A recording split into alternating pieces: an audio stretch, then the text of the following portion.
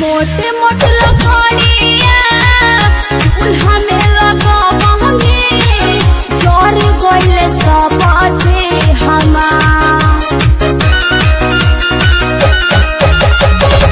मोटे मोटे लखड़िया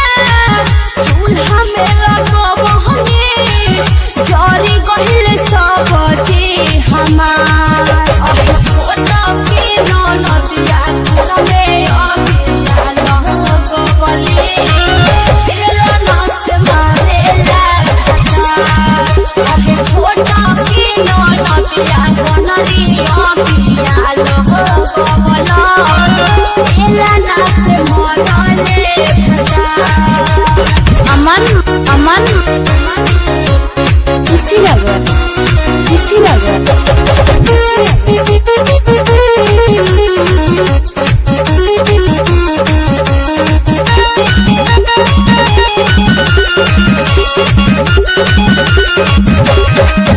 English medium पढ़ने खाना बनावे के नलूर बा रोटी कैसे बेलल जाला हमके ना सहूर बा इंग्लिश मीडियम पढ़ने खाना बनावे के नलूर बा रोटी कैसे बेलल जाला हमके ना सहूर बा ओहे पुरवैया ओथे करी हैया नकिया मार के फोड़ले कपार माही छोटा के ननदिया घर में आगिया लगवले पढ़नी से मरले माही छोटा के ननदिया घर में आगिया लगवले बेला ना से मरले भगा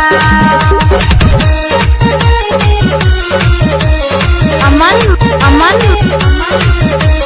खुशी लगे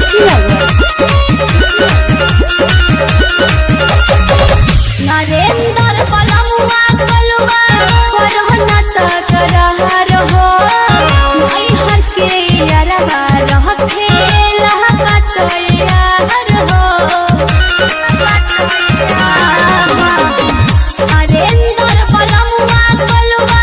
करहना तक रहर हो आई हर के यारवा रहथे लहका तो यार हो छूटी है ससुर महना तो भाई महुना हवा नीक नइखे मिलल परिवार छोटा के ननदिया घर में आगिया लगवले नस मारेला छोटा के ननदिया घर में आगिया लगवले नस मरले भगा मोटे मोटे लखड़िया चूल्हा में लगवनी जरी गइले सब जे हमार छोटा के ननदिया घर में आगिया लगवले